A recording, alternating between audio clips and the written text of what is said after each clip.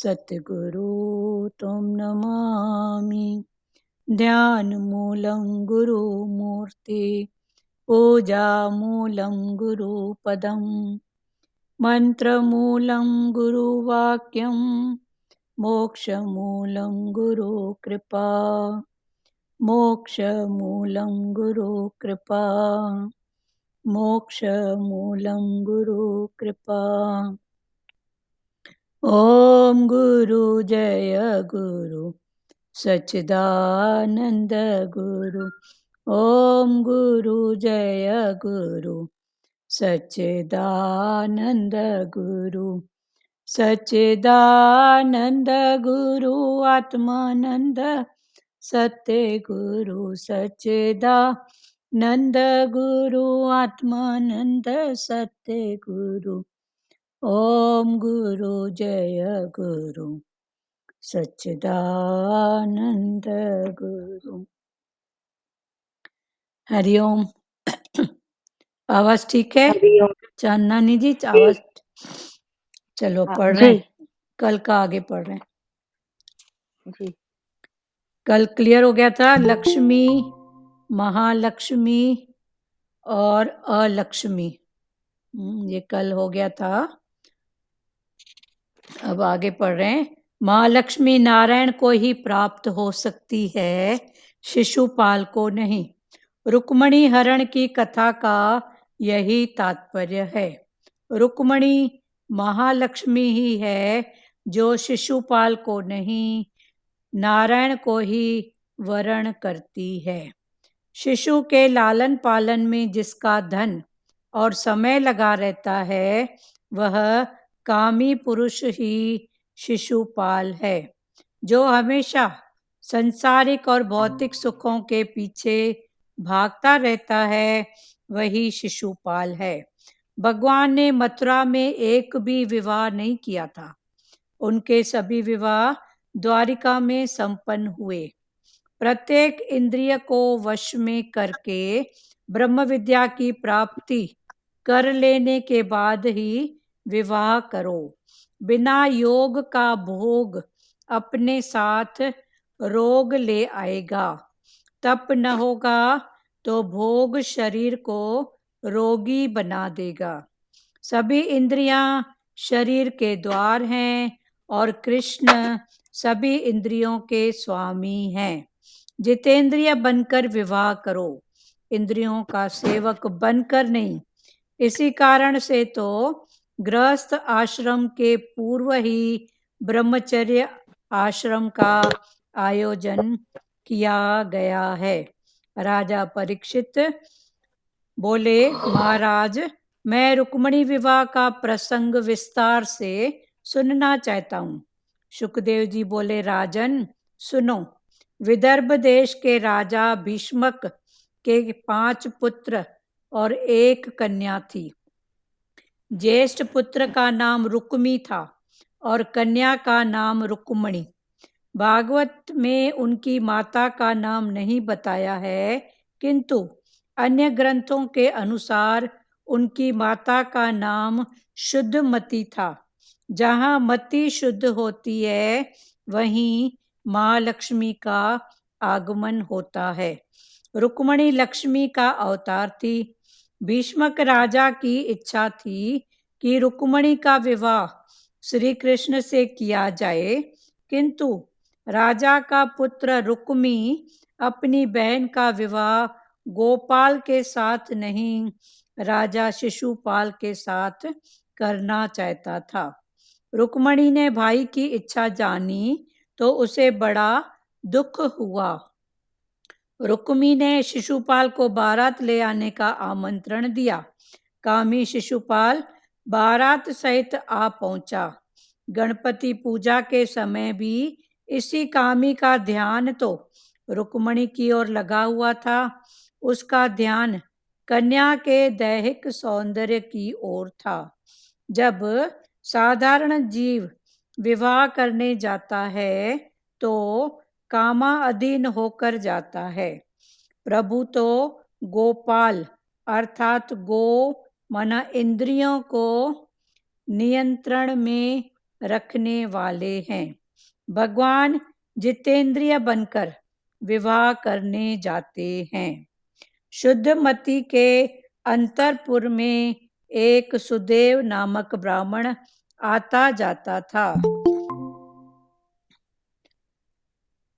रुक्मणी ने उस ब्राह्मण से कहा, मैं श्री कृष्ण से विवाह करना चाहती हूँ।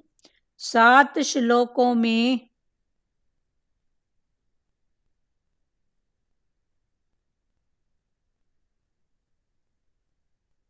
एक मिनट।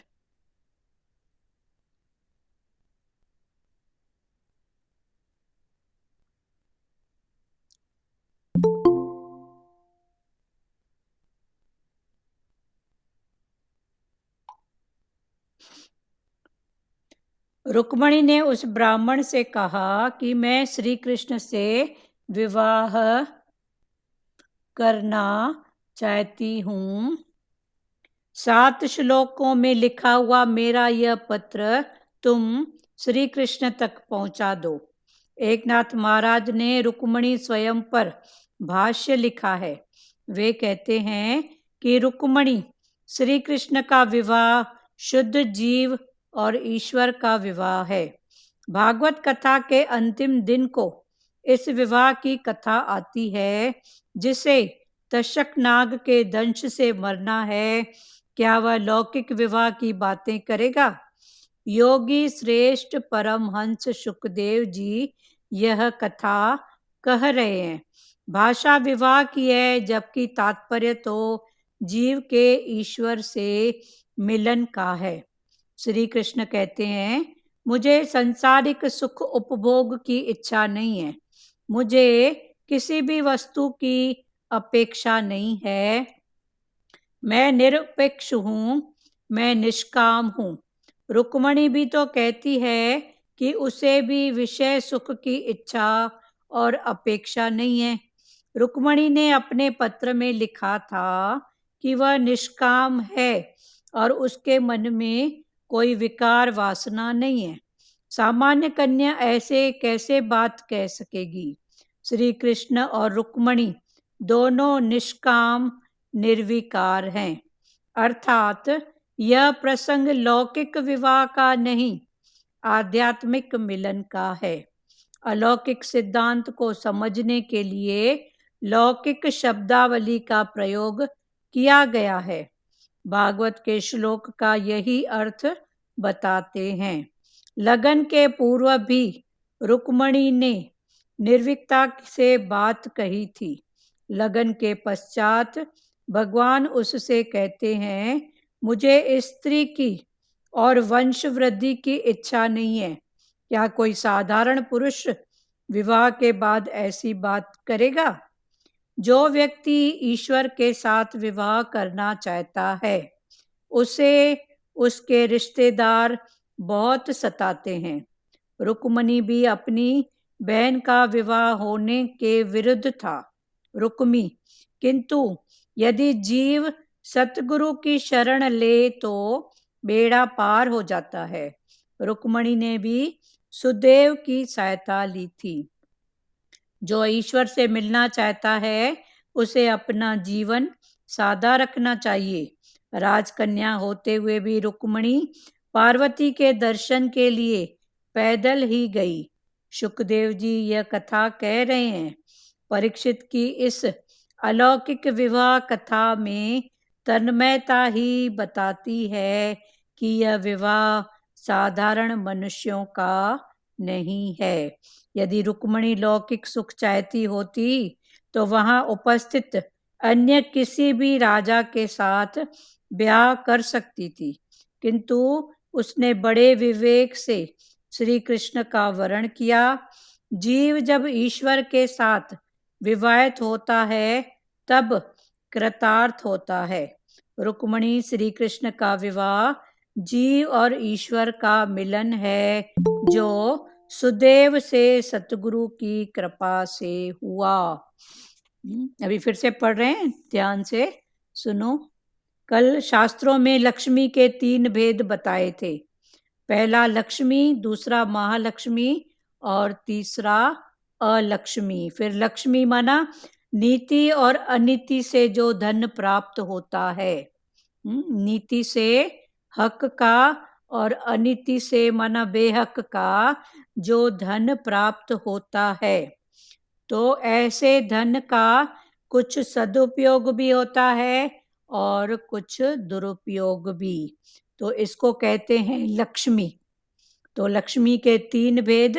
तो ये लक्ष्मी माना नीति और अनीति से जो धन होता है तो उसका उपयोग और सदुपयोग और दुरुपयोग दोनों होता है, नीति से और अनीति से। तो ये है लक्ष्मी। और दूसरा है महालक्ष्मी। तो महालक्ष्मी माना धर्म अनुसार प्राप्त जो धन मिलता है, श्रम की मात्रा से जो अधिक लाभ उठाता है वो नहीं। जितना श्रम है उतना ही उसके भाव से। जीव में धन नहीं, धर्म मुख्य है। तो जीव भाव, अगर जीव है तो उसके लिए धन मुख्य नहीं है पर धर्म। फिर धर्म में भी 3 श्रेणियां आ जाती है, तन का धर्म, मन का धर्म और धन का धर्म। फिर इंद्रियों का धर्म, मन के साथ फिर क्या जुड़ी हुई है, इंद्रियां। तो इंद्रियों का धर्म। तो भगवान ने बोला इन सब के धर्म अपने हैं, पर तू सब क्या है, इनसे ऊपर है। तू कौन है, आत्मा। माना तू इन सब को जानने वाला, इन सब को माना सबके धर्म को जानने वाला है। तो ये धर्म को तू जानती जा। जिन्होंने जाना तो वो है महालक्ष्मी का भाव। ऐसे भी संसार में बोलते हैं लक्ष्मी माना क्या, लक्ष्मी माना गुण, और महालक्ष्मी माना गुण में क्या जुड़ जाता है, सतगुण। सत्य का भाव या सद, सद माना आदर, आदर का भाव, सत्य का भाव। तो सदगुण और सतगुण। तो ये है महालक्ष्मी। जीव में धन नहीं, धर्म मुख्य है। धर्म ही मृत्यु के पश्चात साथ आता है। धर्म ही मृत्यु के बाद। तो फिर वही है, देह का धर्म नहीं, आत्मा का धर्म। पर पहले देह का धर्म, फिर ये भी सब स्थितियां हैं। पहले देह का धर्म निभाओ। मैं कौन, मैं पत्नी, मैं बहन, मैं माँ, मैं जो भी पड़ोसी, मैं सत्संगी। तो मेरा धर्म क्या है, फिर ऐसा करते अपने धर्म में पक्के रहो। उसके बाद फिर भगवान ने बोला कितना धर्म तू निभाएगी, उसे सिंचा, गुरु के धर्म में आ जा, आत्मा के धर्म में आ जा। तो आत्मा से सब रूप में है ही एक शक्ति, है ही पावर। धर्म अनुसार श्रम पूर्वक नीति से प्राप्त धन महालक्ष्मी है। ऐसा धन हमेशा शुभ कार्यों में ही खर्च होगा। तो ऐसा धन हमेशा किस में खर्च होएगा, शुभ कार्यों में। तो अभी शुभ और अशुभ क्या है, फिर भगवान ने समझाया है कि न शुभ बना है न अशुभ बना है, पर समय अनुसार जो स्थिति सामने आती है, जिसकी जैसी जरूरत होती है, वो पार्ट प्ले करके आगे बढ़ो। बाकी शुभ और अशुभ भी एक समय के चक्र में आने वाली स्थिति है और कुछ नहीं है। तीसरा है अलक्ष्मी, माना पापाचरण अनीति से प्राप्त अलक्ष्मी है। पाप आचरण से प्राप्त जो लक्ष्मी प्राप्त होती है वो क्या है, अलक्ष्मी। ऐसा धन विलासता में बह जाता है। तो जिसके पास ऐसा धन होता है वो विलासता में, बीमारियों में ऐसे निकल जाता है। जीव को शांति देने के बदले ऐसा धन रुलाता है। मृत आत्मा के साथ धर्म के सिवाय अन्य कुछ भी नहीं जाता। नीति, धर्म, सदाचार से प्राप्त धन ही महालक्ष्मी है। नीति, फिर धर्म, फिर सदाचार। सदाचार माना आचरण। सदाचार में क्या आता है, आचरण, तन का आचरण, मन का आचरण, फिर धन का आचरण। फिर आचरण में आचार व्यवहार, लेन देन, फिर ये सब आएंगे। फिर परमार्थ का भाव, सदाचार से प्राप्त धन ही माँ लक्ष्मी है, जो शांतिदायी भी है। अभी माँ लक्ष्मी, तो माँ लक्ष्मी नारायण को ही प्राप्त हो सकती है। तो ऐसी माँ लक्ष्मी के लिए कौन है? भगवान नारायण, शिशुपाल को नहीं। रुक्मणी हरण की कथा का यही तात्पर्य है कि रुक्मणी महालक्ष्मी ही है, जो शिशुपाल को नहीं, नारायण को ही वरण करती है। अभी रुक्मणी कौन थी? महालक्ष्मी। हाँ, तो अभी कल भाव चला था यही कि रुक्मणी का विवाह का प्रस्ताव आगे आएगा, तो अभी वही भाव आगे आया। तो महालक्ष्मी नारायण को प्राप्त हो सकती है, शिशुपाल को नहीं। रुक्मणी हरण की कथा का यही तात्पर्य है। रुक्मणी महालक्ष्मी ही है, जो शिशुपाल को नहीं, नारायण को ही वरण करती है। शिशु के लालन पालन में जिसका धन और समय लगा रहता है। अभी शिशुपाल माना क्या? तो शिशुपाल की मीनिंग समझो कि शिशु के लालन पालन में जिसका धन और समय लगा रहता है, वह कामी पुरुष ही शिशुपाल है। कामी माना कामना से ग्रस्त पुरुष, जिसकी कामनाएं हैं। फिर कामना के भी तीन, कामना, वासना और चाहना। फिर ये तीनों को अलग अलग रूप से समझो। कामना मना जो कामना करते हैं, ऐसा हो जाए, ऐसा हो जाए, ऐसा हो जाए। फिर कभी स्वयं की होती है, कभी मैं, मेरे वाले, मेरे से हो जाए, फिर इसमें मेरापन जुड़ जाता है, तो ये कामना। और वासना मना उस भाव में मन अटका ही हुआ है, कामना के भाव में, मैं मेरे के भाव में, तो वो कामना क्या हो जाती है? वासना। और तीसरी है चाहना, वांट समथिंग, मैं चाहती हूँ ऐसा हो जाए। फिर वो नीति में है, अनीति में नहीं है, पर वो चाहना कि मेरा ऐसा भाव है। तो कामना, वासना और चाहना। तो शिशु के लालन पालन में जिसका धन और समय लगा रहता है, वह कामी पुरुष ही शिशुपाल है, जो हमेशा संसारिक और भौतिक सुखों के पीछे भागता रहता है, वही शिशुपाल है। जो हमेशा संसारिक और भौतिक सुखों को पाने के लिए उसके पीछे भागता रहता है। तो उसकी कामना है, उसकी वासना है और उसकी चाहना है। तो वही है कौन? शिशुपाल। भगवान ने मथुरा में एक भी विवाह नहीं किया था। उनके सभी विवाह द्वारिका में संपन्न हुए थे। तो मथुरा में भगवान का एक भी विवाह नहीं हुआ था, क्योंकि मथुरा में कौन? कंस। तो कंस के भाव में अभी भगवान आए हैं द्वारिका में, तो अभी भगवान का जो भाव बदला है, रूप, वो द्वारिका में कौन है? राजा। तो शिशुपाल के लालन पालन में जिसका धन और समय लगा रहता है, वह कामी पुरुष ही शिशुपाल है, जो हमेशा संसारिक और भौतिक सुखों के पीछे ही भागता रहता है, वही शिशुपाल है। भगवान ने मथुरा में एक भी विवाह नहीं किया था। उनके सभी विवाह द्वारिका में संपन्न हुए। प्रत्येक इंद्रिय को वश में करके, अब इसका एक कारण ये भी है कि अभी भगवान द्वारिका में पहुंचे, उसके पहले भगवान ने गुरु के पास जाके भी विद्या ली, ग्वाल बालों के साथ बचपन काटा, गोपियों के साथ रास रची। फिर अभी भगवान आगे बढ़ रहे हैं। तो अभी भगवान का जो विवाह की बात है, वो अभी क्यों है, उसके लिए भगवान समझा रहे हैं कि प्रत्येक इंद्रिय को वश में करके, अभी भगवान हर इंद्रिय की एक्शन, एक्टिंग, भाव सब जान गए हैं। तो जानने के बाद ही वो बात वश में होती है। गुरुकुल में उन्होंने गुरु से लेना देना करके, सवाल जवाब करके इन बातों को समझा है।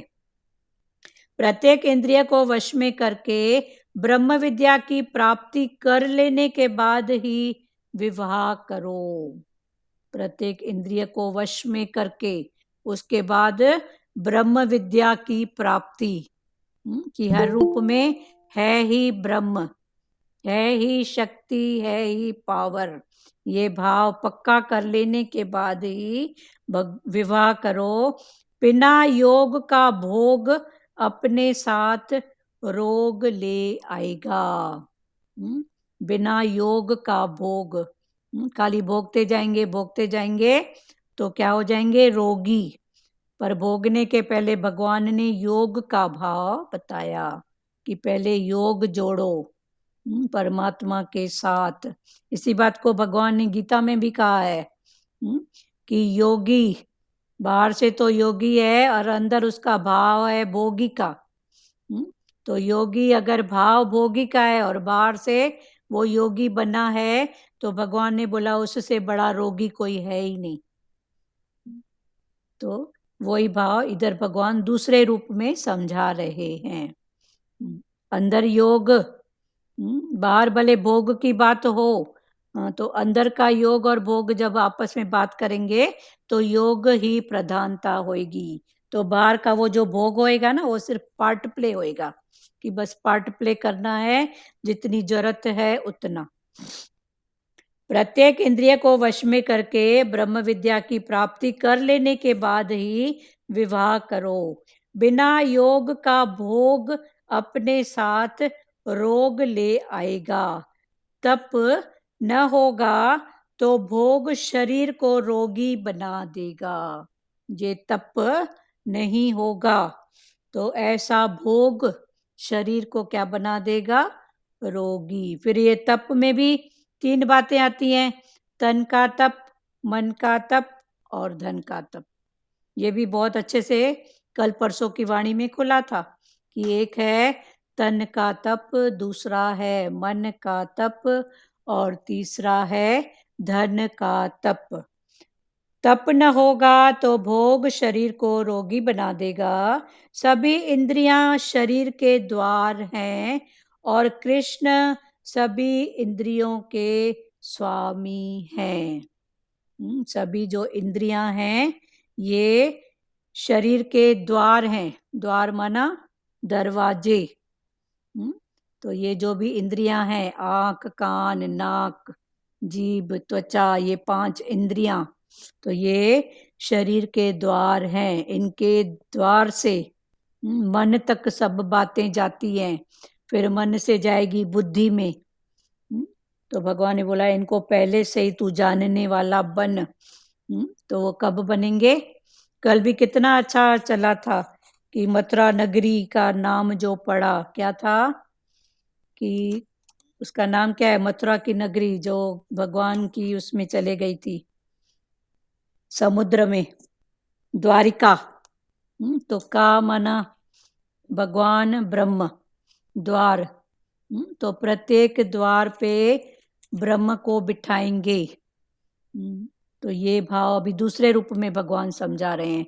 तो द्वारिका माना द्वार, माना गेट, दरवाजा, और का मतलब भगवान ने समझाया था ब्रह्म। तो द्वारिका माना प्रत्येक द्वारका में जो ब्रह्म। द्वारिका में अनेक दरवाजे थे, कहाँ से एंटर हो कहाँ से निकलना हो कुछ समझ में ही नहीं आता था, पर भगवान को बिठाने के बाद उसकी समझ खुलती है। तो द्वारिका नगरी। तो आज वही भाव भगवान दूसरे रूप में समझा रहे हैं कि प्रत्येक इंद्रिय को वश में करके ब्रह्म विद्या की प्राप्ति कर लेने के बाद विवाह करो। बिना योग का भोग अपने साथ रोग ले आएगा। तप न होगा तो भोग शरीर को रोगी बना देगा। ये तप नहीं होगा तो ये ही भोग शरीर को क्या बना देगा? रोगी। सभी इंद्रियां शरीर के द्वार हैं। इस शरीर की जो इंद्रियां हैं ये क्या है? शरीर के दरवाजे। और कृष्ण सभी इंद्रियों के स्वामी है। और कृष्ण क्या है? इन इंद्रियों के स्वामी। इसके लिए फिर वही पुरुषार्थ आता है, जैसे सतगुरु भगवान की वाणी में आता है, पहले देखो कौन बोला, फिर भगवान ने बोला कौन से उठो, क्या बोला, फिर भगवान ने बोला क्या से भी उठो, फिर बोलो किसकी सत्ता से बोला। तो ये किसकी सत्ता माना? भगवान की सत्ता। पर ये सब स्थिति बाय स्थिति ज्ञान है।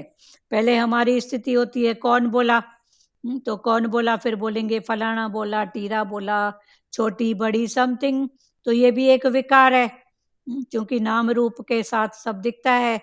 तो कौन बोला, तो भगवान ने बोला कौन से उठ, कौन में तेरा मतलब नहीं है। तो क्या बोला मिंजा, कि क्या बोला, आखिर उसका इंटेंशन है क्या, वो चाहता क्या है। उसका इंटेंशन जानेगी तभी तो तू कर्मों से उठेगी ना, समझेगी ना कि मेरे को क्या करना है, सामने वाले की विल क्या है। तो कौन से उठो, क्या में आओ। फिर भगवान ने बोला क्या बोला, क्या बोला, इससे भी उठो, आ जाओ सत्ता में। किसकी सत्ता से बोला, तो जब सत्ता पर दृष्टि होएगी तो क्या बोला, कौन बोला, आप ही पार हो जाएगा ना। तो ये सब स्थितियां हैं। तो ये सत्ता, सत्ता माना भगवान, गुरु, कृष्ण, जिसकी जिसमें श्रद्धा है उस भाव को आगे रखो। सभी इंद्रियां शरीर के द्वार किसको हैं। भी आएगा, हाँ जी, किसको भी आएगा क्या, कि किसको बोला, इसका भी ध्यान रखना चाहिए ना। हाँ, पहले कौन बोल, पहले हमारा ध्यान कौन पे होता है, कौन पे, कौन बोला, हाँ। हाँ फलाना बोला, टीरा बोला। तो भगवान ने बोला उसमें भी तू दे ही देख रही है ना, तो फिर उसको छोड़, कौन बोला, क्या बोल रहा है उस पर ध्यान दो, कि क्या बोल रहा है, आखिर उसका इंटेंशन क्या है, उसकी वांट क्या है। फिर उसकी वांट हमको समझ में आएगी तो फिर हम सोचेंगे कि वो ऐसा, वो बोल रहा है दाल बना, मैं सोचती हूँ आलू बनाऊं। तो फिर सब छोटे से समझो, मतलब सामने वाले का ये भाव है, मेरा ये है, तो फिर आप कुछ सोचोगे ना कि चलो ठीक है, तो ये नहीं, ये उसकी बात ही हो जाए, क्योंकि मेरे को कर्मों से उठना है। हाँ, तो चलो उसकी बात ही बने, कोई बात नहीं। तो कौन की जगह क्या, फिर भगवान ने बोला क्या से भी उठो, फिर किसकी सत्ता, जो भी बोला किसकी सत्ता से बोला, तो परमात्मा की सत्ता है। तो उसके घट में कौन बुलवा रहा है, तो जब परमात्मा याद आएगा तो कौन और क्या से उठ जाएंगे, फिर परमात्मा का भाव होएगा। तो फिर ये भाव एक निश्चय की बात है। फिर ये निश्चय की कुर्सी में आप बैठ जाओ, उसके बाद जो भी है, वो जो भी होगा वो सिर्फ क्या होएगा, एक पार्ट प्ले ही होएगा। फिर वो अटक नहीं होएगी, कौन में भी अटक है और क्या में भी अटक है। हुआ क्लियर? जी, तो कौन में भी मतलब अटक जो है। सत्ता ही परमात्मा की रखेंगे तो कौन क्या किसको कुछ भी नहीं फर्क हाँ, तो पड़ेगा। ये सब स्थितियां है ना, एकदम से परमात्मा याद जी। आए तो अच्छी बात है, ये भी पुरुषार्थ किया हुआ है तो आएगा, पर नहीं है तो फिर भगवान ने बोला एक एक स्थिति उठो। जी। आपका जैसे ये पुरुषार्थ है तो बहुत अच्छी बात है, आप अनुभव भी बताते हो तो अच्छी बात है। अगर सत्ता की बात जी। आपको पहले ही, तो सत्ता क्या है, एक निश्चय की कुर्सी है। सत्ता का भाव याद रखना, एक कुर्सी है, आप उसमें बैठो, माना डोलायमान नहीं हो, उसके बाद कौन में भी आ जाओ, क्या में भी आ जाओ। फिर समझो उस बात को, समय अनुसार क्या बात है, ठीक है ना। जी। तो कुल जी। मिला के जी। ज्ञान है वो, आप निश्चय की कुर्सी में रहो, निश्चय से डोलायमान नहीं हो। और किसी को इस भाव में क्लियर कुछ करना है, कोई भाव उठ रहा है तो भले खोलो, इनकी भी बात क्लियर होगी, और अच्छे से बोलना है किसी को इसी भाव पर। सभी इंद्रियां शरीर के द्वार हैं और कृष्ण सभी इंद्रियों के स्वामी हैं। जितेंद्रिय बनकर विवाह करो, इंद्रियों को जीत कर, जितेंद्रिय बनकर विवाह करो, इंद्रियों का सेवक बनकर नहीं। इसी कारण से तो गृहस्थ आश्रम के पूर्व ही ब्रह्मचर्य आश्रम का आयोजन किया गया है।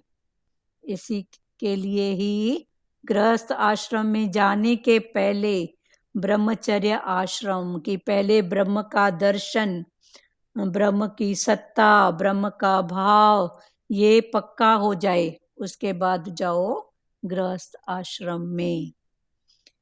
इसी कारण से तो गृहस्थाश्रम के पूर्व ही ब्रह्माचार्य श्रम का आयोजन किया गया है। राजा परीक्षित बोले, महाराज मैं रुक्मणी विवाह का प्रसंग विस्तार से सुनना चाहता हूँ। अभी अभी जो भागवत चल रहा है, ये परीक्षित राजा और सुखदेव मुनि का जो है, सुखदेव मुनि ज्ञान दे रहे हैं परीक्षित राजा को। तो परीक्षित राजा फिर सवाल कर रहे हैं, बोल रहे हैं, महाराज मैं रुक्मणी विवाह का प्रसंग विस्तार से सुनना चाहता हूँ। सुखदेव मुनि से कह रहे हैं। तो सुखदेव जी बोले, राजन सुनो, सुनो राजा, विदर्भ देश के राजा भीष्मक के 5 पुत्र और 1 कन्या थी। विदर्भ देश का जो राजा, उसके 5 पुत्र थे और 1 कन्या थी। ज्येष्ठ पुत्र का नाम रुक्मी था। ज्येष्ठ माना बड़ा, तो बड़े पुत्र का नाम था रुक्मी और कन्या का नाम था रुक्मणी। रुक्मी, उसके बाद रुक्मणी, पहले ऐसे रखते थे ना। राम की बहन रामी, हमारे परिवार में एक प्यारा है, तो उसके बेटे का नाम राम, उसके बाद बहन हुई तो उनका नाम रखा रामी, तो राम रामी। तो ऐसे ही रुक्मी और रुक्मणी।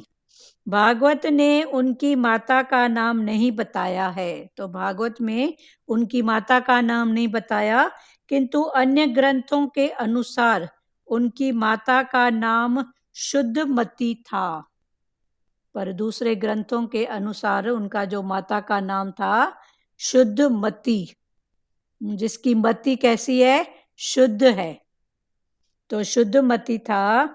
जहां मति शुद्ध होती है, जहां मति शुद्ध होती है, वहीं महालक्ष्मी का आगमन होता है। जहां मति शुद्ध होगी वहीं पर महालक्ष्मी का आगमन, महालक्ष्मी आती है। रुक्मणी लक्ष्मी का अवतार थी। तो ये रुक्मणी कौन थी, लक्ष्मी का अवतार। फिर ये लक्ष्मी का अवतार कहाँ हुआ, जहां मति शुद्ध होती है। अभी ये तो ब्रह्मांड की बात है। टोटल भागवत किस आधार पर है कि जो ब्रह्मांड में है वो इस पिंड में है। तो ये ब्रह्मांड की रुक्मणी इस पिंड में कैसे है, शरीर रूपी पिंड में। तो भगवान ने बोला, जिसकी मति सोच आचार विचार ये क्या है, शुद्ध हैं, तो वहां महालक्ष्मी होएगी, उसका आगमन होएगा। तो महालक्ष्मी, वैसे भी बोलते हैं लक्ष्मी माना लक्षण, फिर महालक्ष्मी माना सत्य लक्षण जिसमें हो। इसलिए घर में जो बहू को, बेटी को लक्ष्मी का भाव दिया जाता है ना, नाम से भी, तो इसका इंटेंशन यही है कि लक्ष्मी है माना सतगुण वाली है, गुणों वाली है। रुक्मणी लक्ष्मी का अवतार थी। तो ये रुक्मणी कौन थी, लक्ष्मी का अवतार, क्योंकि शुद्ध मति के यहाँ उसने जन्म लिया। जिसकी मति शुद्ध है उसके यहाँ लक्ष्मी और महालक्ष्मी होगी। कल भी ये बहुत अच्छा खुला था कि लक्ष्मी वने पर लक्षण न वंजन, सिंधी में बोलते हैं, लक्ष्मी भले जाए पर अपने लक्षण को गवाने मत दो, गलत मत करो। लक्ष्मी जाती सब जगह है, जुआरी के पास जाएगी, शराबी के पास जाएगी, पर उसको वहां आराम नहीं मिलेगा, शांति नहीं, घूम फिर के वो वहीं पर आएगी। कहाँ पर, जहाँ लक्षण होंगे, सद्गुण होंगे, वो वहीं पर आएगी। वही माँ लक्ष्मी का आगमन होता है। रुक्मणी लक्ष्मी का अवतार थी। भीष्मक राजा की इच्छा थी कि रुक्मणी का विवाह श्री कृष्ण से किया जाए, किंतु राजा का पुत्र रुक्मी अपनी बहन का विवाह गोपाल के साथ नहीं, राजा शिशुपाल के साथ करना चाहता था। तो रुक्मणी के जो पिता थे वो भीष्मक और उनकी माता थी शुद्धमती। तो भीष्मक का जो भाव था, क्या भाव था, कि मेरी बेटी का विवाह होए कृष्ण के साथ। पर उनका जो बड़ा बेटा था, उनका भाव क्या था कि वो क्या है, गौएं चराने वाला गोपाल। तो मेरी बहन का विवाह उसके साथ ना हो। मेरी बहन है, राजा की बेटी है, मेरी बहन है, तो उसका विवाह किसके साथ हो? शिशुपाल के साथ। राजा का पुत्र रुक्मी अपनी बहन का विवाह गोपाल के साथ नहीं, राजा शिशुपाल के साथ करना चाहता था। रुक्मणी ने भाई की इच्छा जानी तो उसे बड़ा दुख हुआ। तो रुक्मणी को जब भाई का ये भाव का पता पड़ा, इच्छा जानी, तो रुक्मणी को क्या हुआ? दुख हुआ। रुक्मी ने शिशुपाल को बारात ले आकर आने का आमंत्रण दिया। तो उसके भाई ने रुक्मणी की शादी के लिए शिशुपाल को बारात ले आने का आमंत्रण दिया कि तुम बारात ले आओ। कामी शिशुपाल बारात सहित आ पहुंचा। अभी शिशुपाल की मीनिंग खुली ना, कि शिशुपाल माना जिसका धन और समय विषयों में ही जाता है, वो है शिशुपाल। भौतिक सुखों के पीछे, सांसारिक सुखों के पीछे। तो अभी उस शिशुपाल को आमंत्रण रुक्मणी के भाई रुक्मी ने भेजा, तो वो बारात लेके आया। रुक्मी ने शिशुपाल को बारात लेकर आने का आमंत्रण दिया। कामी शिशुपाल बारात सहित आ पहुंचा। गणपति पूजा के समय भी इस कामी का ध्यान तो रुक्मणी की ओर लगा हुआ था। तो सबसे पहले गणपति की पूजा होती है कि विघ्न नहीं आए। हाँ, तो उस समय भी शिशुपाल का जो ध्यान था गणपति के भाव में न होके रुक्मणी की ओर था। उसके सौंदर्य पर, उसकी जो भी भावना होगी, तम की, रज की, उस पर उसका भाव था, ध्यान लगा था। उसका ध्यान कन्या के दैहिक सौंदर्य की ओर था। देह का जो सौंदर्य उसकी ओर था। जब साधारण जीव विवाह करने जाता है तो कामाधीन होकर जाता है। जब साधारण जीव विवाह करने जाता है तो काम के अधीन होकर जाता है। प्रभु तो गोपाल अर्थात गौ माना इंद्रियों, गौ का अर्थ इंद्रियां पहले खुला है बहुत अच्छे से। तो भगवान कृष्ण कौन है? गोपाल। तो गोपाल के आगे लगता है गौ। तो गौ माना इंद्रियों को नियंत्रण में रखने वाले। कौन है? गोपाल। तो जो इंद्रियों को कंट्रोल करते हैं, नियंत्रण में रखते हैं, भगवान जितेंद्रिय बनकर विवाह करने जाते हैं। भगवान जितेंद्रिय बनके और शिशुपाल विलासी वाला भाव लेके। शुद्ध मति के अंतःपुर में एक सुदेव नामक ब्राह्मण आता जाता था। तो ये शुद्ध मति कौन है? रुक्मणी की माता। तो उनके अंतःपुर में, अंतःपुर माना एक खास प्रकार का कमरा, जहाँ अंतर की बातें होती थी। अंतःपुर को बेडरूम, कई लोग बेडरूम भी बोलते हैं, कई लोग बोलते हैं कि वो खास कमरा जहाँ पर वो बैठती उठती थी। तो वहाँ पर एक ब्राह्मण आता जाता था। किसके पास? शुद्धमती माता के पास। तो रुक्मणी ने उस ब्राह्मण से कहा, मैं श्री कृष्ण से विवाह करना चाहती हूँ। तो रुक्मणी ने उस ब्राह्मण को, जो शुद्धमती के पास जाता था, तो उन्होंने समझा कि ये ब्राह्मण, तो उन्होंने उसको कहा कि मैं श्री कृष्ण से विवाह करना चाहती हूँ। 7 श्लोकों में लिखा हुआ मेरा यह पत्र तुम श्री कृष्ण तक पहुंचा दो। तो उसने उस ब्राह्मण को एक लेटर लिख के दिया, पत्र, उसमें 7 श्लोक। आगे फिर उस श्लोक की बातें हैं। तो वो 7 श्लोक लिख के दिया और कहा कि इस लेटर को, इस पत्र को तुम श्री कृष्ण तक पहुंचा दो। एकनाथ महाराज ने रुक्मणी स्वयंवर पर भाष्य लिखा है। वे कहते हैं, रुक्मणी श्री कृष्ण का विवाह शुद्ध जीव और ईश्वर का विवाह है। तो रुक्मणी और कृष्ण का जो विवाह है वो शुद्ध जीव और ईश्वर। रुक्मणी जीव भाव में है, पर वो जीव कैसी है? शुद्ध। जीव की शुद्धता माना भगवान को हर रूप में देखना, शुद्ध जीव शुद्ध भाव। तो रुक्मणी का भाव है शुद्ध और भगवान है ईश्वर। तो विवाह है भागवत कथा के अंतिम दिन को इस विवाह की कथा आती है। तो ये जब भागवत की कथा का आखिरी दिन होता है तब इस विवाह की कथा आती है जो शुकदेव मुनि ने राजा परीक्षित को दी,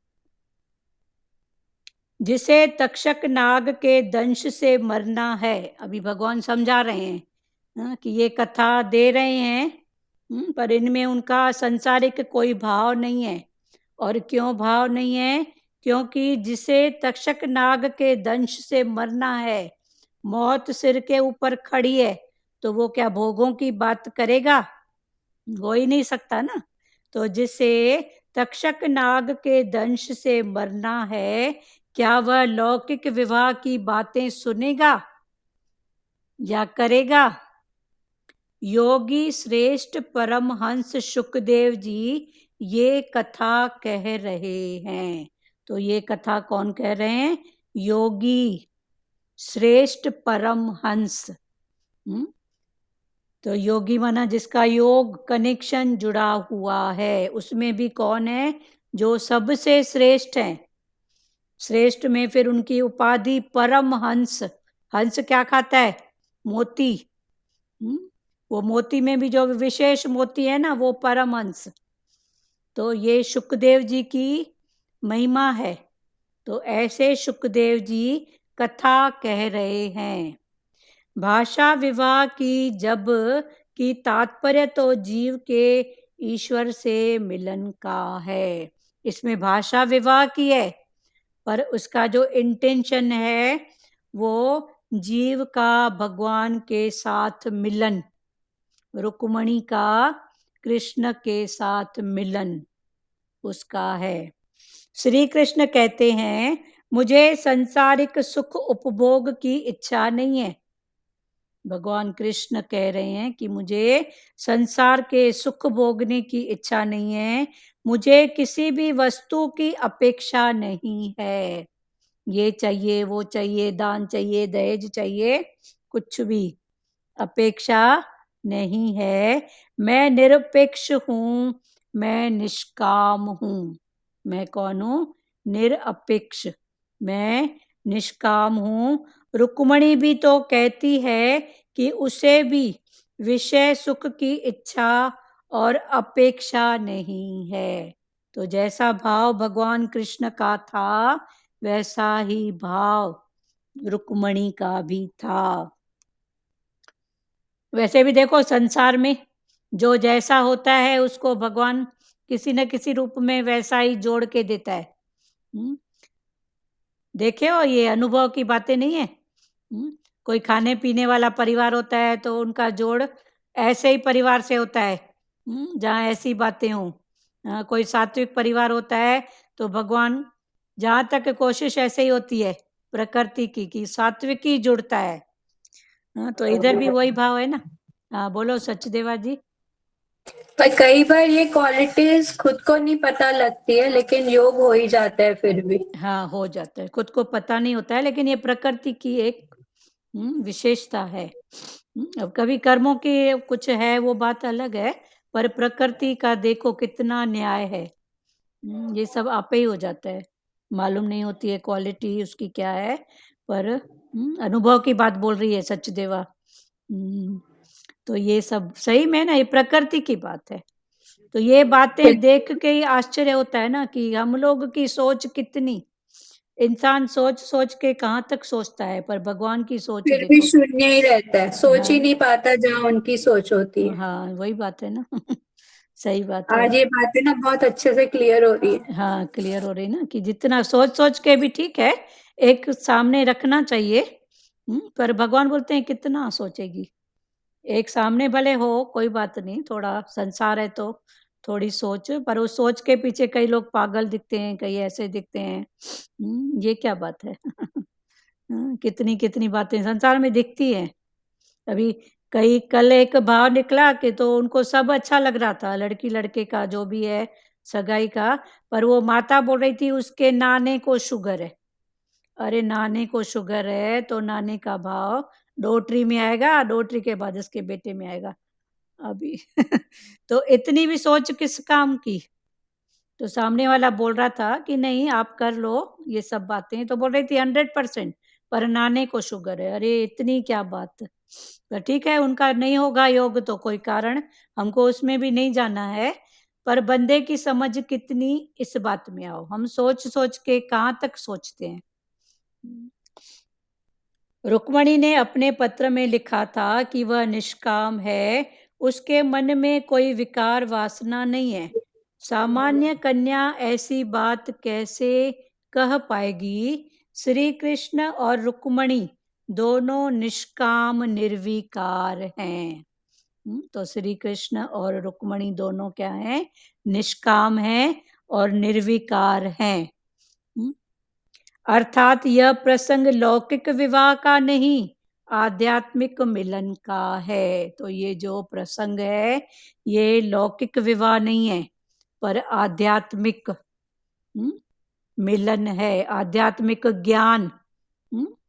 आध्यात्मिक ज्ञान क्या है? कि जिसका नाश नहीं हो, जो सदाई है, उसका ज्ञान। और ये है आध्यात्मिक मिलन। माना जिसका नाश नहीं है, सत्ता, तो सत्ता, शक्ति, पावर, तो पावर का पावर से मिलन। तो एक पावर के रूप में है रुक्मणी, इधर पावर के रूप में है कृष्ण। अर्थात यह प्रसंग लौकिक विवाह का नहीं, आध्यात्मिक मिलन का है। अलौकिक सिद्धांत को समझाने के लिए लौकिक शब्दावली का प्रयोग किया गया है। ये बात तो अलौकिक है, पर अलौकिक को समझाने के लिए ये लौकिक बात विवाह की बताई गई है। लेकिन ये जो भाव है ये अलौकिक है, हर लोक से ऊपर, अलौकिक, हर भाव से ऊपर। भागवत के श्लोक यही अर्थ बताते हैं। लगन के पूर्व भी रुक्मणी ने निर्विकता की बात कही थी। लगन माना विवाह के पहले ही रुक्मणी ने ये निर्विकारी की जो बात कही थी, लगन के पश्चात भगवान उससे कहते हैं मुझे स्त्री की और वंश वृद्धि की इच्छा नहीं है। तो लगन जब हुआ तो भगवान कहते हैं रुक्मणी से, लगन माना विवाह, तो विवाह होने के बाद भगवान कहते हैं कि मुझे स्त्री की और वंश वृद्धि की इच्छा नहीं है। क्या कोई साधारण पुरुष विवाह के बाद ऐसी बात करेगा? क्या कोई साधारण विवाह के बाद ऐसी बात करेगा कि मेरे को वंश वृद्धि की कोई बात ही नहीं है? जो व्यक्ति ईश्वर के साथ विवाह करना चाहता है उसे उसके रिश्तेदार बहुत सताते हैं।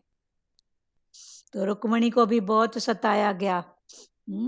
तो जो व्यक्ति ईश्वर के साथ विवाह करना चाहता है, ईश्वर की बात तो छोड़ो, ये सत्य के रास्ते में भी आप आए हो ना, तो कितने तो ड्रामे सबकी प्रकृतियों में हुए होंगे।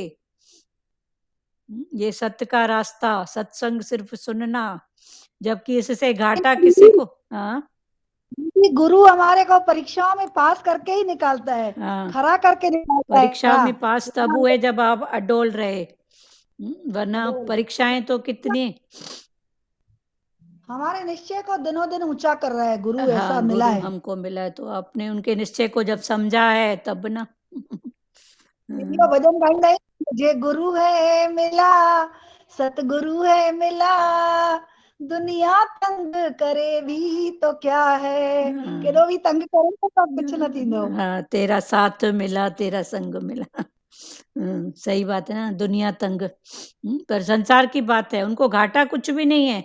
इधर जितने भी प्यारे बैठे हैं, जितने भी हैं इस भाव में, ब्रह्म ज्ञान के भाव में, उनको घाटा नहीं है, पर उनकी प्रकृति बनी है पर उनके मन में एक डर, क्योंकि निश्चय होता है ना सत्संग का उनका, तो एक डर उनको कि कहीं उधर की नहीं हो जाए, हमको छोड़ देगी। तो आज तक किसने किसको छोड़ा है, पण सबकी प्रकृति गृहस्थी और अच्छे से होती है। पर एक डर, उस डर के भाव में संसार खींचता है। एक बार पिक्चर जाने के लिए बोलेंगे कि जाओ 3 घंटा बता, पैसे भी देंगे, हाँ जाओ, पर इसके लिए अगर कहीं हो ना तो उसके लिए हमको पापड़ बेलने पड़ते हैं कि जाएं, छुट्टी लें, आर्ट रमज समझ। तो जो व्यक्ति ईश्वर के साथ विवाह करना चाहता है उसे उसके रिश्तेदार बहुत सताते हैं। रुक्मी भी अपनी बहन का विवाह भगवान से होने के विरुद्ध था। तो रुक्मणी का जो भाई था रुक्मी, वो भी विरुद्ध था कि भगवान के साथ, गोपाल कृष्ण के साथ इसका विवाह न हो। किंतु यदि जीव सतगुरु की शरण ले, जैसे अभी भारती जी के मुख से निकला कि गुरु के शरण में है, तो किंतु यदि जीव सतगुरु की शरण ले तो बेड़ा पार हो जाता है। लुडी लुडी आखिर नौका पार, हिल हिल के नौका गुरु पार करा, हिलाता है। फिर भगवान बोलते हैं उस रूप में भी मैं ही हूं, फिर ये पक्का करो, फलाना टीरा नहीं देखो, कौन बोल रहा है क्या बोल रहा है नहीं, हिलाने वाला भगवान ही है। सत्ता पर दृष्टि रखोगे तो पार हो जाओगे। सतगुरु भगवान की वाणी में आता है उस रूप में भी मैं ही तो था, मैं ही हूं, मैं ही था, मैं ही रहूंगा। तो तू मेरे पर दृष्टि रखना, सत्ता पर दृष्टि रखना। किंतु यदि जीव सतगुरु की शरण ले तो बेड़ा पार हो जाता है। रुक्मणी ने भी सुदेव की सहायता ली थी, रुक्मणी ने सुदेव की सहायता ली थी, जो ईश्वर से मिलना चाहता है।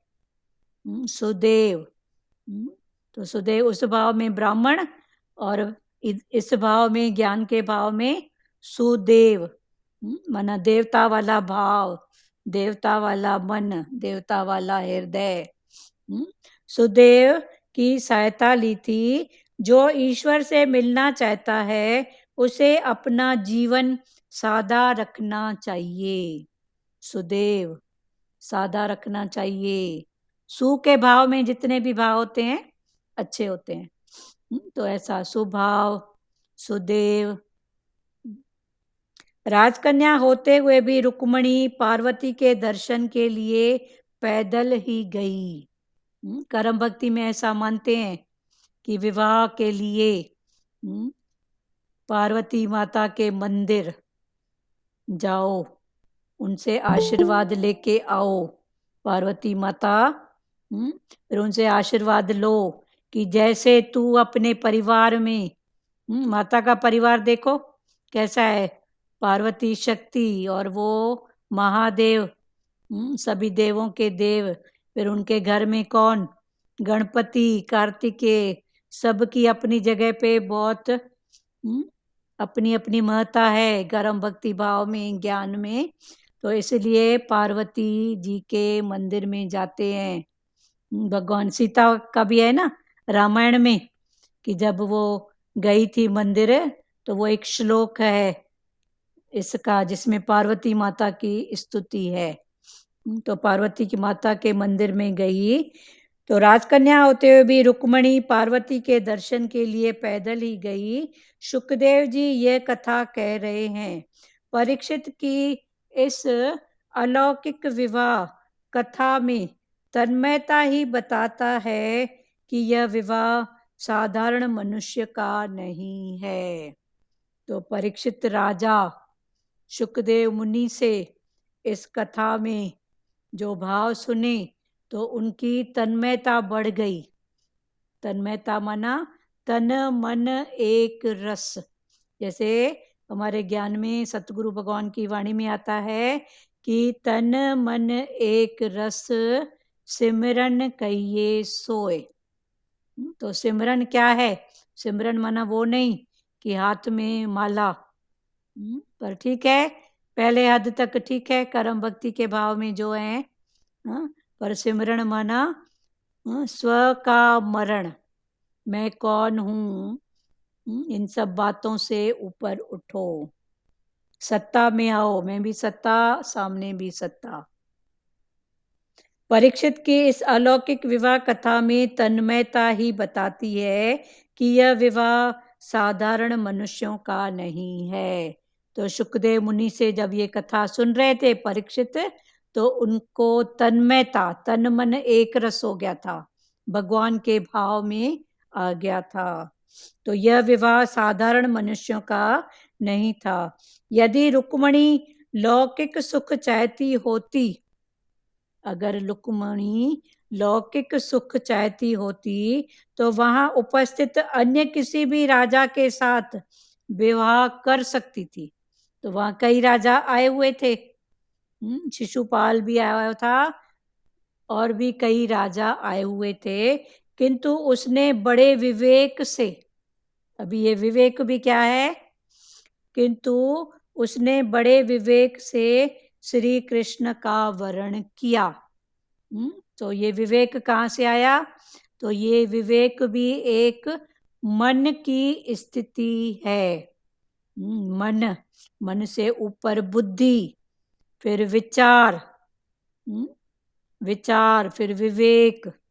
तो ऐसे मना, जैसे कोई चीज को छानते जाओ तो आखिर उसका जो खोट होएगा निकलते जाएगा, वो प्योर हो जाएगा। तो ये विवेक प्योर भाव है। मन के ऊपर बुद्धि, फिर विचार, विचार करो, फिर टैली करो, गुरु का इंटेंशन क्या है, मेरा क्या है, तो ऐसा विचार करो, फिर विवेक को जगाओ, मेरा गुरु क्या बोलता है, सच क्या, आखिर क्या। तो ये सब बातें विवेक में आती हैं। किंतु उसने बड़े विवेक से श्री कृष्ण का वरण किया। जीव जब ईश्वर के साथ विवाहित होता है, जीव जब ईश्वर के साथ विवाह करता है, उसका विवाह होता है, तब कृतार्थ होता है। और ये विवाह कराने वाला कौन होता है? गुरु, सतगुरु, जो भगवान का हमको बताता है ना। आओ मेरी सखियां मुझे मेहंदी लगाओ, है ना। सतगुरु ने मेरी बात चलाई, सतगुरु ने बात चलाई, सत्संग में वो बात हुई, फिर गुरु के साथ, भगवान के साथ, जिसका जिसमें श्रद्धा है उसकी बात करो। तो ये सतगुरु, सतगुरु जोड़ कराता है। किंतु उसने बड़े विवेक से श्री कृष्ण का वरण किया। जीव जब ईश्वर के साथ विवाहित होता है, तब कृतार्थ होता है, तब वो कृतार्थ, उसका जीवन कृत धन्य धन्य होता है।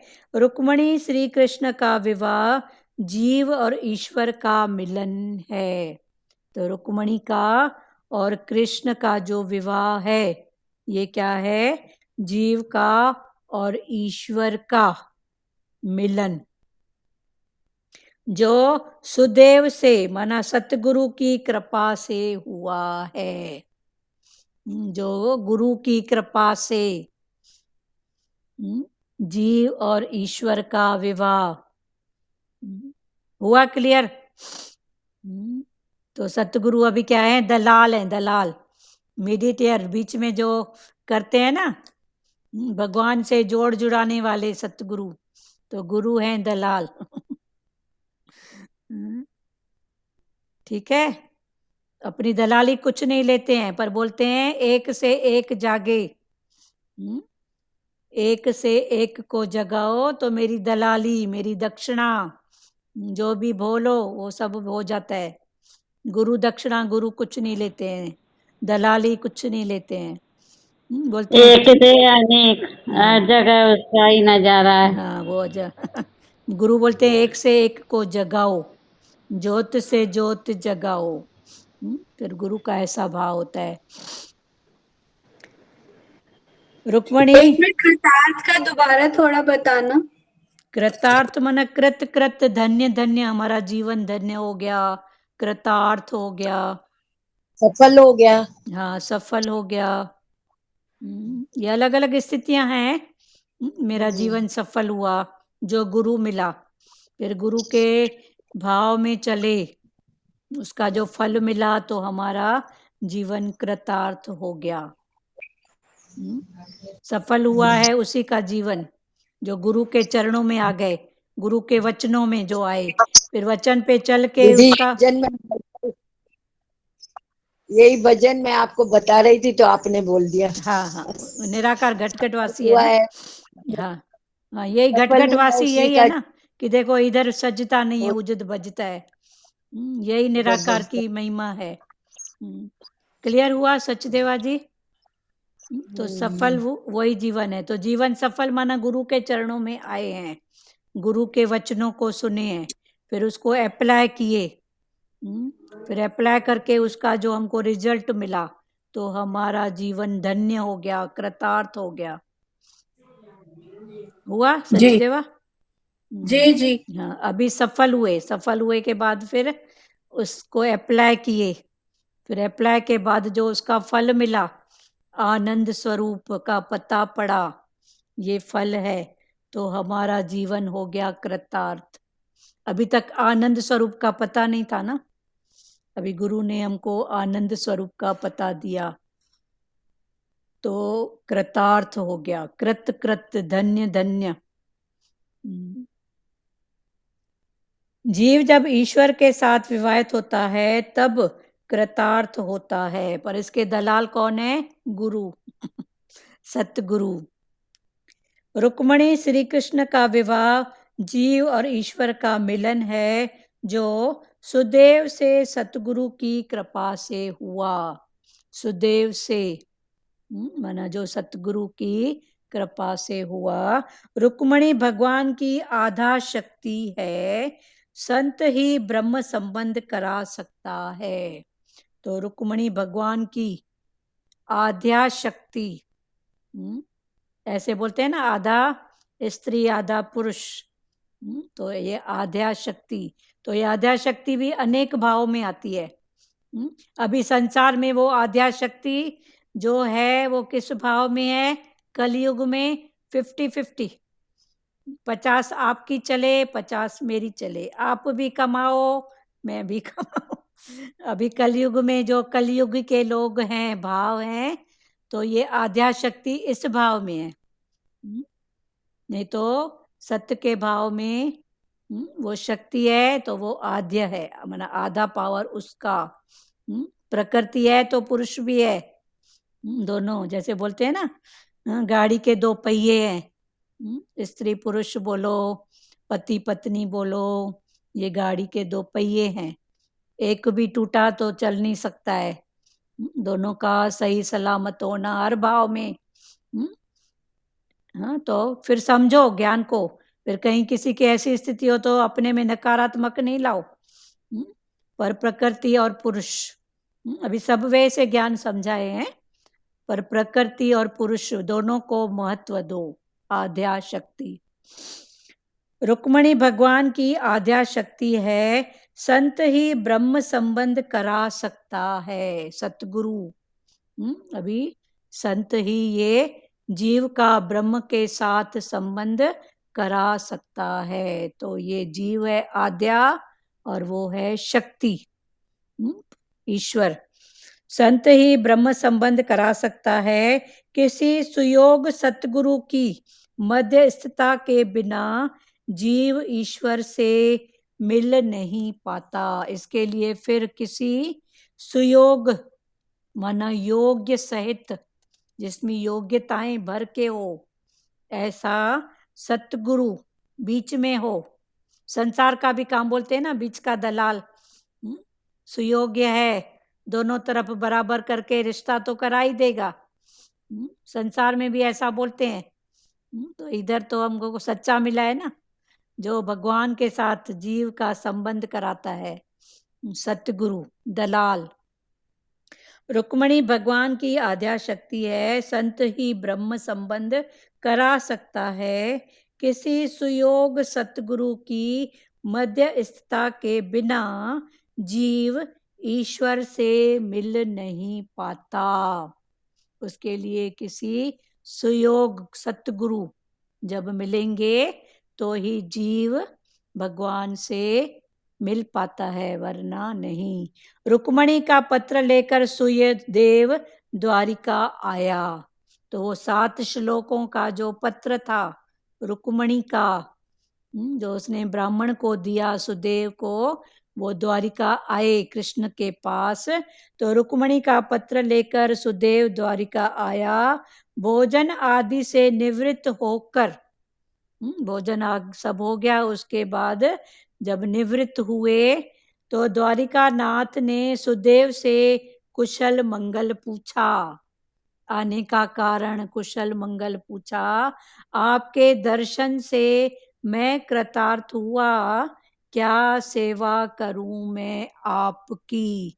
तब द्वारिका नाथ ने सुदेव ब्राह्मण से आने का कारण भी पूछा और कहा कि आपके दर्शन से मैं कृत हुआ। सुदेव के दृष्टि से भगवान कृत हुए। अभी उधर कृत का भाव और इधर कृत का भाव फिर अलग बात है। अभी जैसे इधर कृत माना सफल हुआ जीवन, तो हमारा जीवन कृत। अभी भगवान अपने आप को कृतार्थ समझ रहे हैं, मैं कृत हो गया। किसका दर्शन करके? सुदेव का। अभी सुदेव क्यों गए हैं? रुक्मणी का पत्र लेके। फिर रुक्मणी का पत्र किस भाव का है, फिर ऐसे जाओ। तो भगवान ऐसे करके समझ गए कि ये जीव का आत्मा से मिलन का भाव लेके आया है। तो भगवान भी बोले चलो, कृत हुए भगवान की, चलो। तो अभी भगवान भी कृतार्थ हुए। तो सचदेवा जी, कृतार्थ दूसरे मीनिंग में समझ में आया भाव? जी जी। तो ये सत्य का भाव है। अभी भगवान कृतार्थ हुए सुदेव को देख के, उससे मिल के। फिर सुदेव को देख के कृतार्थ क्यों हुए? क्योंकि वो रुक्मणी का लेटर लेके गए थे। फिर लेटर में क्या था? फिर लेटर में जो भाव था, रुक्मणी के जो भाव था, वो फिर आगे और अच्छे से खुलेगा। तो ऐसे करके अभी भगवान कृत हुए। हुआ क्लियर? रुक्मणी का पत्र लेकर सुदेव द्वारिका आया। भोजन आदि से निवृत्त होकर द्वारिका नाथ ने सुदेव से कुशल मंगल पूछा। पहले भोजन आदि की कराया, फिर जब फ्री हुए वहां से, तो द्वारिका नाथ ने सुदेव ब्राह्मण से पूछा कुशल मंगल, आने का कारण। तो आपके दर्शन से मैं कृतार्थ हुआ, क्या सेवा करूं मैं आपकी। भगवान पूछ रहे हैं कि मैं आपकी क्या सेवा करूं। फिर आगे सुदेव जी उनको लेटर दे रहे हैं। फिर लेटर के बाद जो भाव है थोड़ा डीप में है, तो कल खुलेंगे। आज वाणी के भाव में जिनको भी कुछ अगर कुछ बोलना है, भाव है, तो भले खुलो। अभी एक आंटी ने वाली आंटी भजन बोल रही थी ना, ये इस पे है ना, सबसे सुंदर दरबार तेरा, तेरा आंचल है प्यार भरा। हाँ, तेरा आंचल है। हाँ, सही बात है। सही बात है। ये भी भगवान का ही भाव है ना, कि भगवान का भाव प्यार भरा, उसका दरबार सबसे सुंदर। सबसे सुंदर दरबार तेरा। हाँ, सही बात है। और किसको बोलना है? दी हाँ जो रुक्मणी थी ना, वो समर्पित थी पूरा। हाँ, तो समर्पित भाव। उसके कैसे पहुंचते थे कि उसके जो लेटर ले जाते थे सब, वो भी एकदम आश्चर्यवत हो जाते थे। तो ऐसे ही हमारे प्रभु जी भी बोलते हैं ना कि तुम भी ऐसे समर्पित हो जाओ, सरेंडर हो जाओ। हाँ, सरल, सही बात है। हाँ, वही समर्पित ये भाव। भाव भागवत से। हाँ, बहुत अच्छा भाव। और किसको बोलना है प्यारों?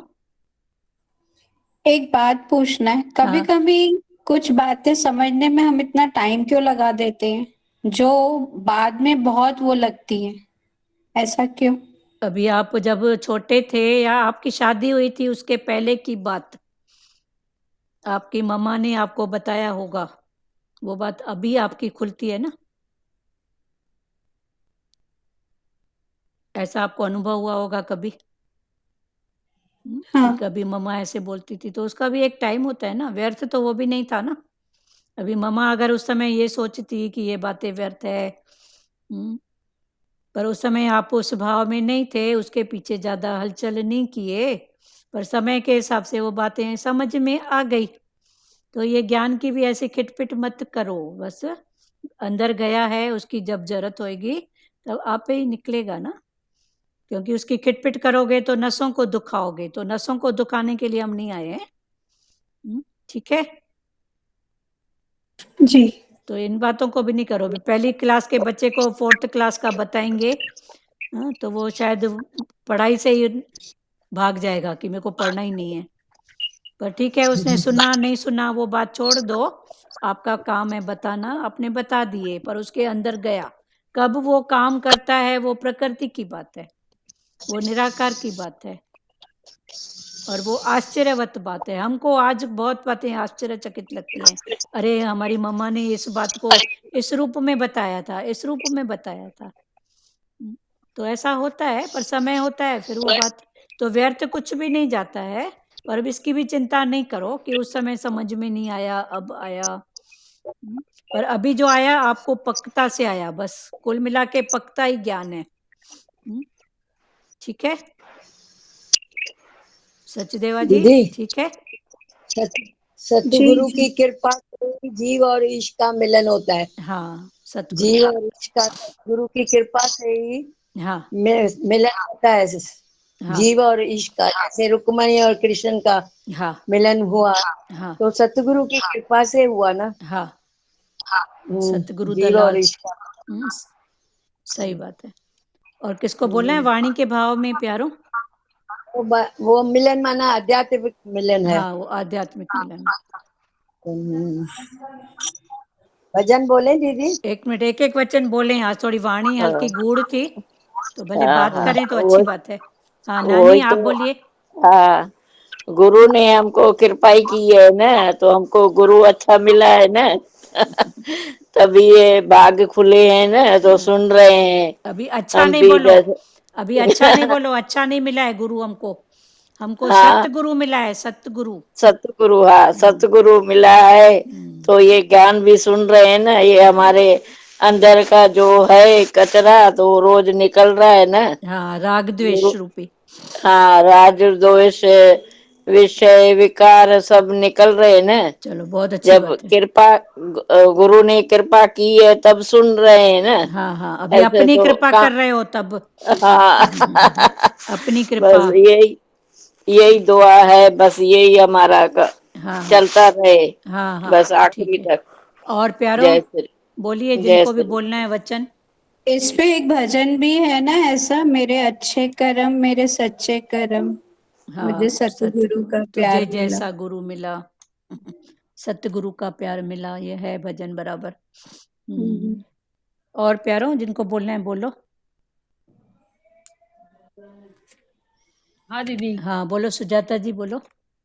हाँ जैसा श्री कृष्ण का भाव था हाँ कि संसारिक सुख भोग की इच्छा नहीं है, हाँ वैसा रुक्मिणी का भी था। हाँ, तो वैसे प्रकृति सच में साथ देती है। देती ऐसा है, वो मुझे। करती है, उसका देखो कितना है।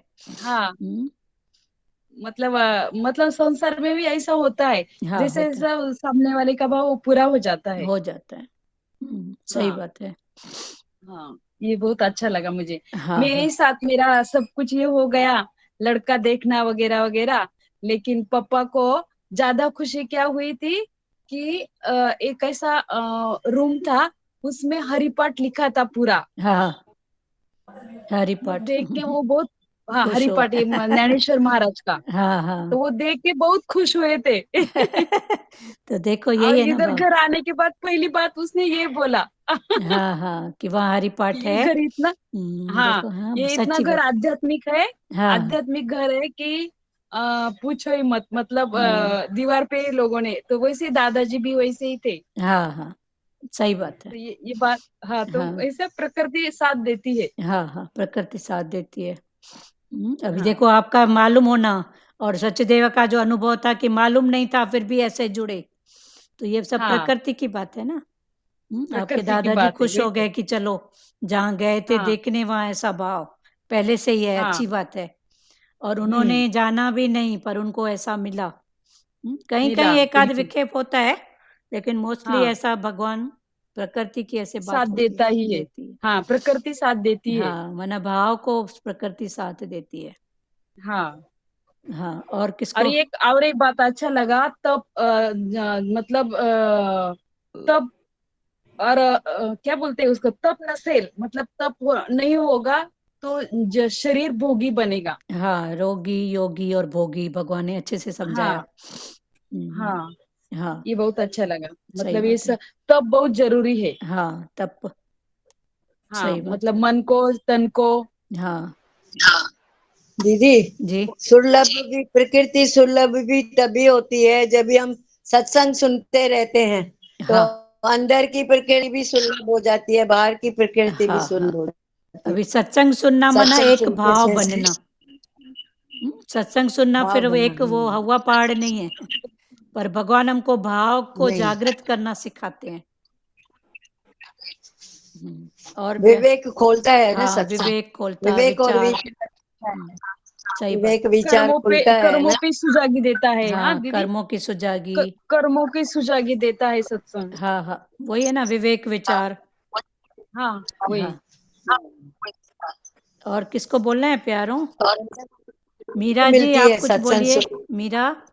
दीदी, ठंडक मिलती है, सत्संग सुनने से भी ठंडक मिलती है। हाँ, नि, ठंडक। निर्मल होता है, मन मन निर्मल निर्मल होता है। होता है, सही बात है।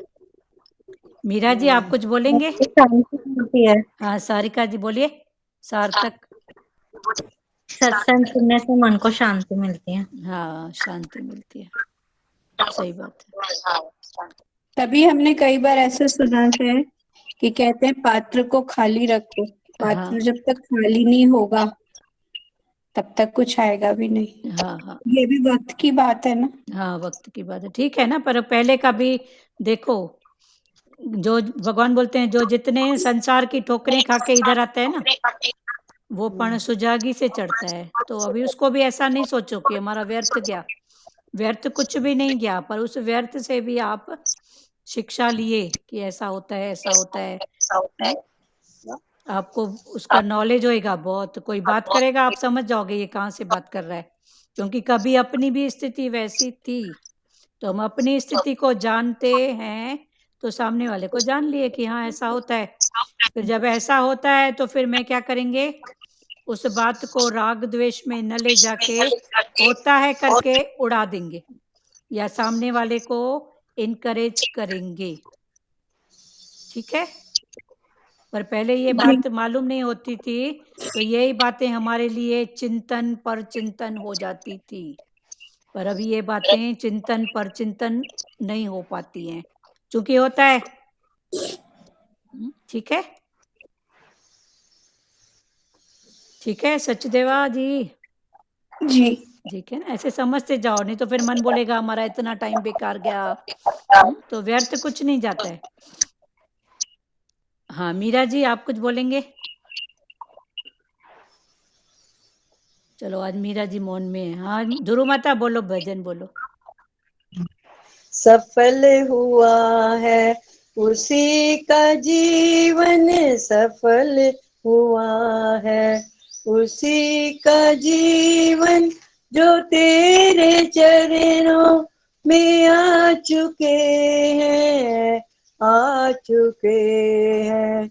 उन्हीं को तेरा हुआ है दर्शन, उन्हीं को तेरा हुआ है दर्शन, जो तेरे चरणों में आ चुके हैं, आ चुके हैं। सफल हुआ है उसी का जीवन, जो तेरे चरणों में आ चुके हैं, आ चुके हैं। न पाया तुझको अमीर बन के, न पाया तुझको फकीर बन के, न पाया तुझको अमीर बन के, न पाया तुझको फकीर बन के, फकीर बन के तुम्ही की पूजा हुई है पूर्ण, उन्हीं की पूजा हुई है पूर्ण, जो तेरे चरणों में आ चुके हैं, आ चुके हैं। सफल हुआ है उसी का जीवन, जो तेरे चरणों में आ चुके हैं, आ चुके हैं। होशियार बन के तुम्ही को खोया, अनजान बन कर दिन रात रोया। होशियार बन के तुम्ही को खोया, अनजान बन कर दिन रात रोया, दिन रात रोया। अपने को खोकर तुम्ही को पाया, अपने को खोकर तुम्ही को पाया, जो तेरे चरणों में आ चुके हैं, आ चुके हैं। सफल हुआ है उसी का जीवन, जो तेरे चरणों में आ चुके हैं, आ चुके हैं। जहां भी जिसने तुझे पुकारा, दिया है तूने उसे सहारा, उसे सहारा।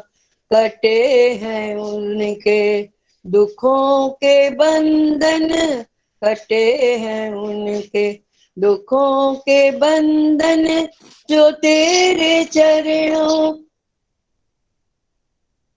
में आ चुके हैं।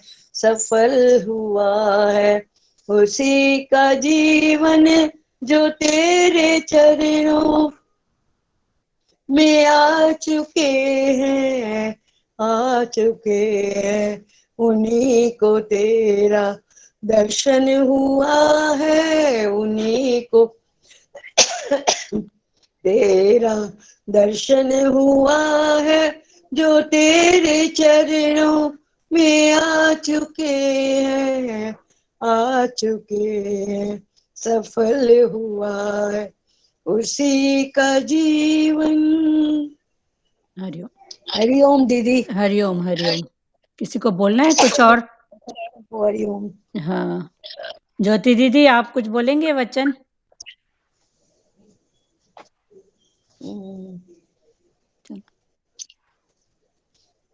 श्री कृष्ण गोविंद हरे मुरारी, हे नाथ नारायण वासुदेवा।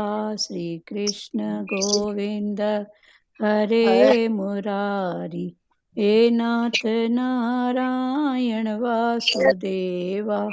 मात पिता गुरु सखा हमारे, हे लक्ष्मी नारायण वासुदेवा।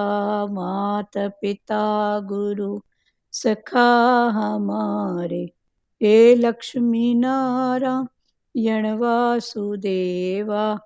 हरे राम राम राम हरे हरे, हरे कृष्णा कृष्णा कृष्णा हरे हरे, हरे राम राम राम हरे हरे, हरे कृष्णा कृष्णा कृष्णा हरे हरे। हरि ओम।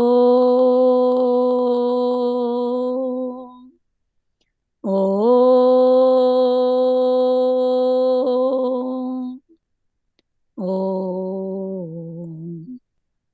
शिवोम। हरिओम सबको, हरिओम। कल आंटी ये वाला भजन बोल रही थी ना, कौन सा? जो मैं बताई थी ना उसकी ले बाहर फूल बचाओ उस वाले, मैंने आंटी को वो भजन भेजने को बोला था। अच्छा अच्छा, बोलेंगे, बोल देती हूँ, भेजेगी, नहीं तो मैं भी देखती हूँ। ठीक है, हाँ। सबको हरिओम। हरिओम आंटी। हाँ हरिओम हरिओम। हाँ हाँ, बोलो भारती दीदी, क्या बोल रहे? हाँ प्रभु भारती जी आंटी को। ने प्रभु जी को ये बता रहे थे प्यारी, आपका माइक हिल रहा है। पहला अच्छे वचन सुबह उठते साथ, हाँ हाँ, अभी पहला वचन बताया, सात वचन का पालन करो। पहला वचन है कि सुबह उठते साथ अपने इष्ट देव का ध्यान करके उठो हाँ और उसको समर्पित भाव से उठो। और दूसरा वचन बोला कि मॉर्निंग वॉक और योगा। हाँ और तीसरा बोला सत्संग। और चौथा बोला मुस्कुराना और प्रसन्नचित्त रहना सारा दिन। हाँ, और पांचवा बोला शुक्राना।